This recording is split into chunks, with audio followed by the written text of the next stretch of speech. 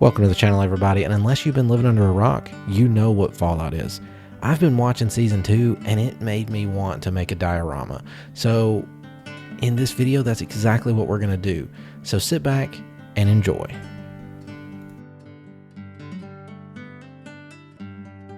So these models are going to be from Loot Studios' bundle Atomic Vegas, and they are fantastic models. So here you can see I've put them in the slicing software, and I'm going to take them and print them on my Elegoo Saturn II before curing them.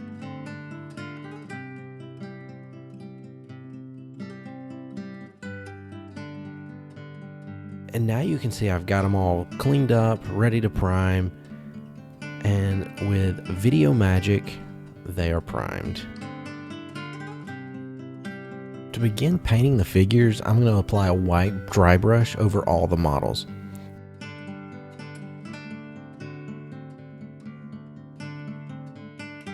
The first model that I'm going to paint is going to be the Deathclaw.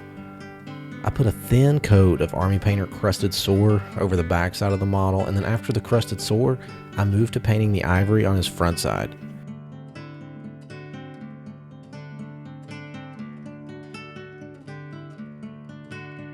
To brighten up the Crusted Sore, I decided to apply a red speed paint. This will help highlight the recesses.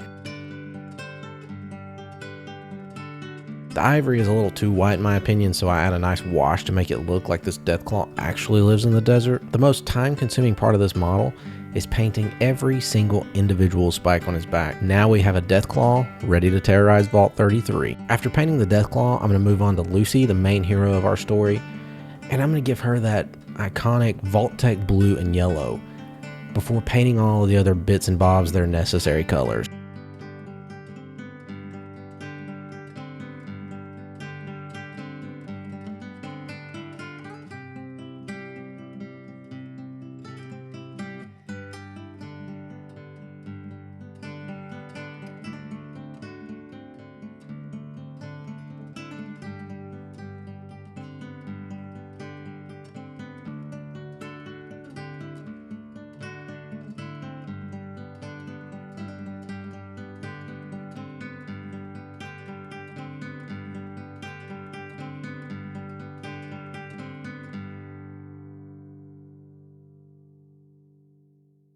Now we're going to move on to what is the bane of my existence when it comes to painting miniatures.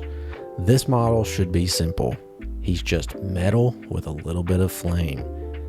But he decides to nosedive out of my hand and break his armor, so for the plot, he just has some battle damage. After the battle damage, painting the flame was going smoothly. I lathered it in yellow before wet blending some orange in there. Then I decided to touch up the armor some more before testing the flame's durability.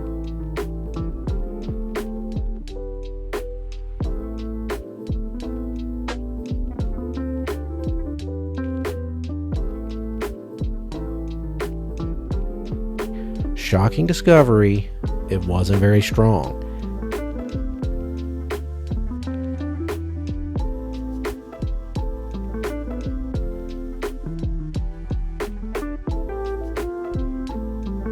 After some fighting with super glue, we are back at it and repaint the flames as well as adding some wear and tear to the armor with some washes.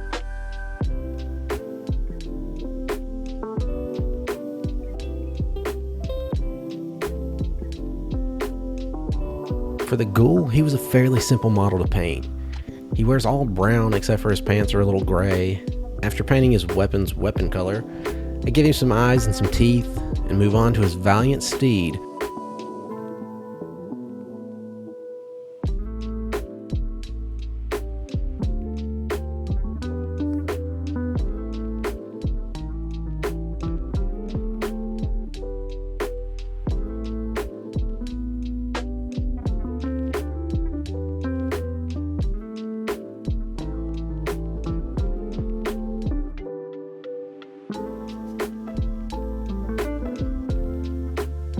For the horse, he gets a nice base coat of brown before I throw some ghoul colored skin tone on him.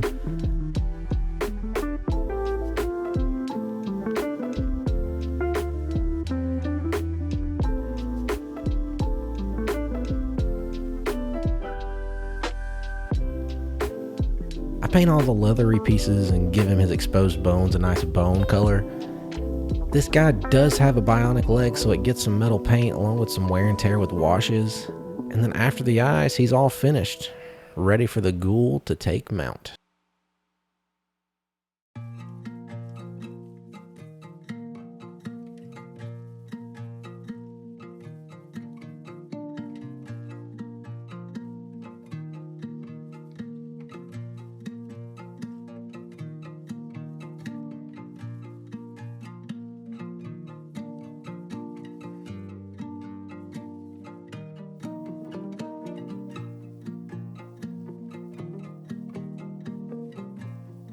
Here comes the part where I lack all knowledge and skill.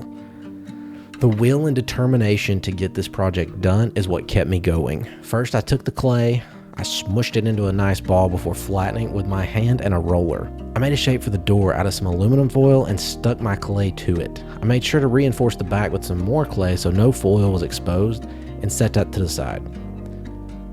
Now I'm going to make some north of the border wormy dealies to wrap around the outside edge of the vault door with some very fine plastic tools. I make the pieces look like they belong together, kind of.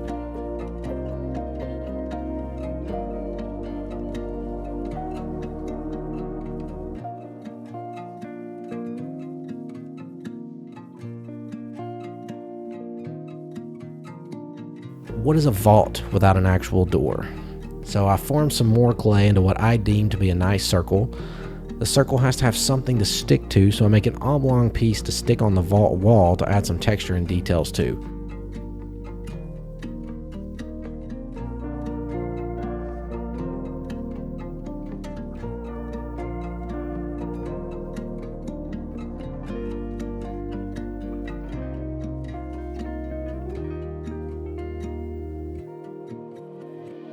Using the same fine plastic tools and a finger, I form all the clay pieces into one amazing door for Vault 33.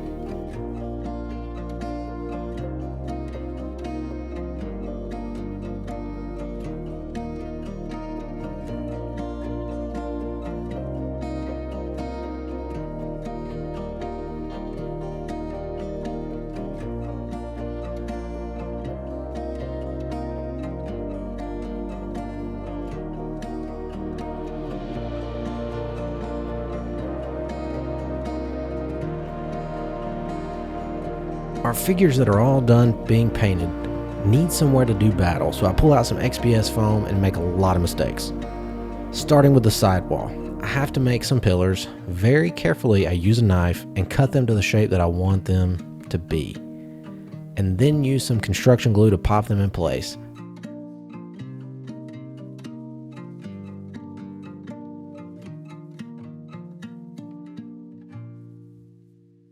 For the base, I decided it needed 2 big rocks, so that's what I made.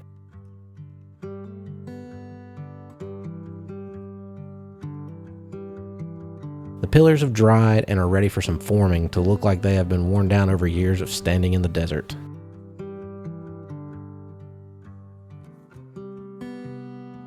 Now this is where my biggest mistake comes in. I knew that my phone needed a layer of Mod Podge, but this was a little premature and it makes my life much more difficult later on. As if doing it on one piece wasn't enough, I slathered the wall in it as well. I expect numerous comments telling me how much I wasted and how bad a decision this was, because trust me, after the fact, I realize how big of a mistake this was. This is where my previous Mod Podge disaster bites me in the ass. I needed some texture, and if you have ever done this, then you know it is much easier to texture foam than it is a layer of Mod Podge. I still used some good old rocks from the backyard and smashed away until I was somewhat happy with the texture of our battlefield and the wall with the pillars on it. After making sure the pair looked good together, I moved back on to more texturing.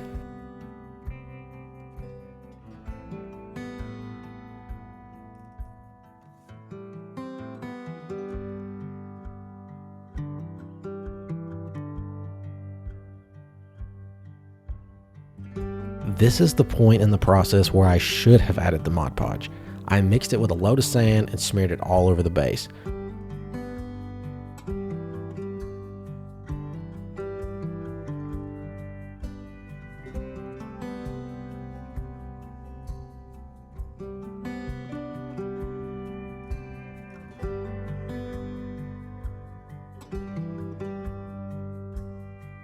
but it wasn't enough sand for my liking, so I decided to just freely dump more of it all over the place, including my desk and the floor, but that doesn't have to be talked about.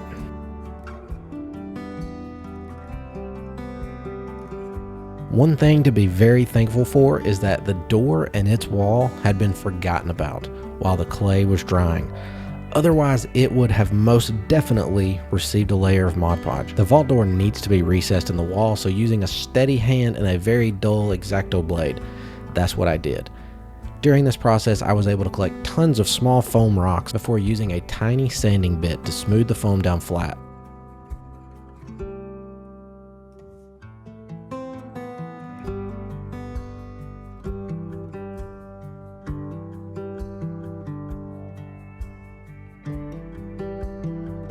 The corners are way too square behind the door, so I break them off and proceed to smashing in some texture with our trusty rock. The rest of the wall gets some texture before I decide to break the other corner off.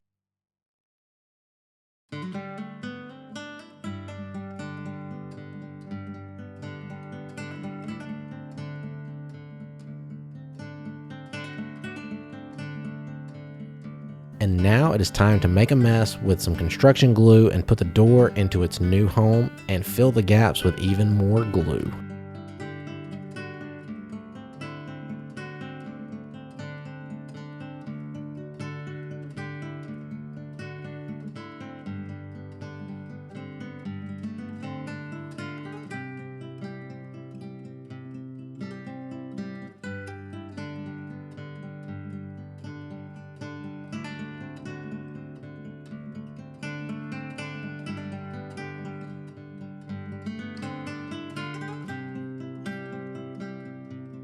The vault wall needed just some more texturing to it, so I decided to add some piping using the sticks of these unreasonably large cotton swabs. And in my opinion, they actually turned out really good and look like the pipes in the picture that I went by. We're still lacking a way for our heroes to get out of the vault, so I built them some stairs using more foam and a sharp knife, and I gave it some texture with our rock, and then glued the pieces together and made sure that it would fit in front of the door.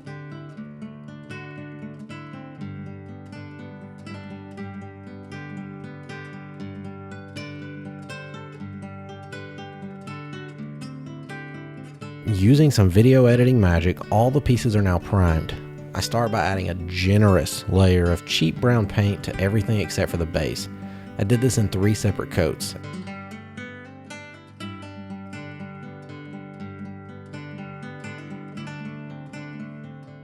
And after the brown was dried, I added some Sahara yellow to give it a more desert feel. Since the vault door wall did not have that stupid layer of Mod Podge on it, the paint looked so much better and much more realistic, unlike the wall with the pillars.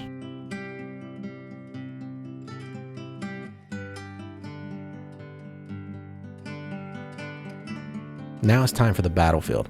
I struggled a lot while adding the same brown color all over the base, including the rocks. I never realized how hard it was to paint over sand. This gave me tons of problems.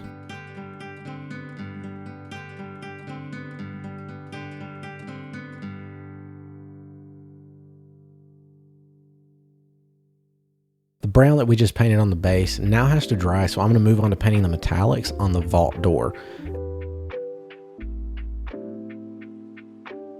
After the metallic dries, I put on a layer of wash to make it look not so perfect before moving on to make it Vault 33.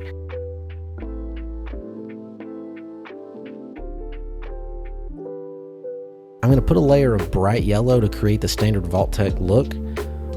And honestly, I think what I was most impressed with was my ability to freehand the 33.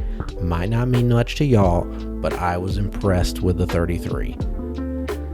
The yellow was a little bit too bright for me, so I mixed in some lava orange and gave it a nice coating to tone it down just a little bit.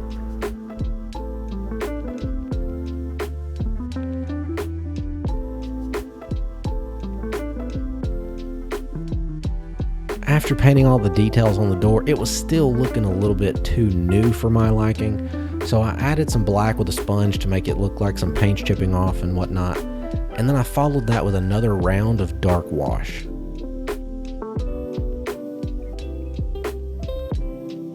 Our battlefield was now dry and it needed some more color, so I added another layer of brown before scaring myself into thinking I was ruining it with the dry brushing.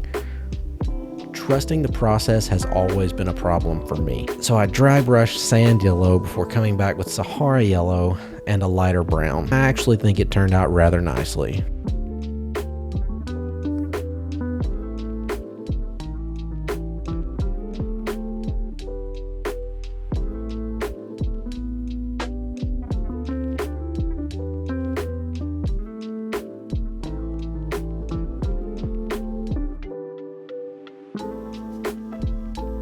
Do you remember all those little foam rocks I ripped out of the vault door wall? Well, now it's time to shake them with a real rock.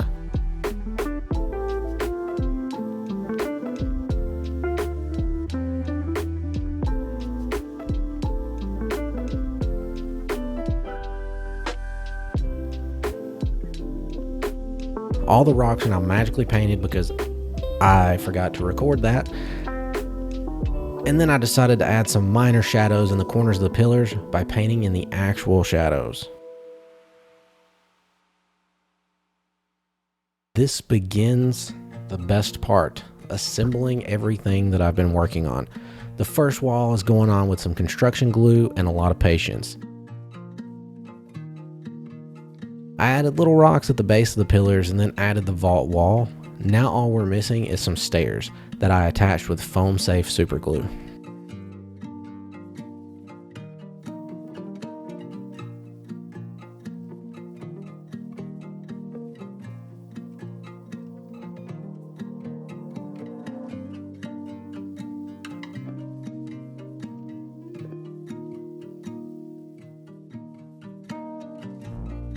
To add the Deathclaw and the mech suit to the base, I drilled some holes in their feet, stuck little aluminum rods in there, then I drilled holes on the base where I wanted them to go. I put some foam safe super glue on the little aluminum rods and stuck those in the base, and boom, we're good to go.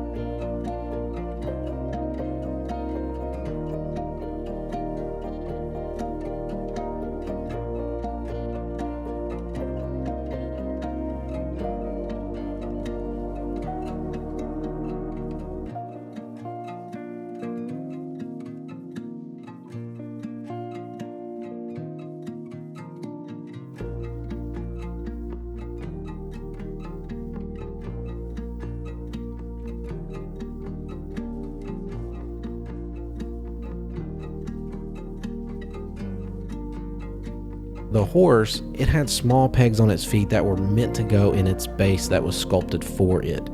So for him, I had to cut out little squares on the base and align those pegs with it, and it turned out looking perfectly. For Lucy, she was a little too small to drill a hole in, so I just added some foam safe super glue and stuck her feet to the base and hoped for the best. I added some more tiny details off cameras, a couple more rocks, a little bit of sand texture piled up against the pillars. But with that, it's time for the grand reveal.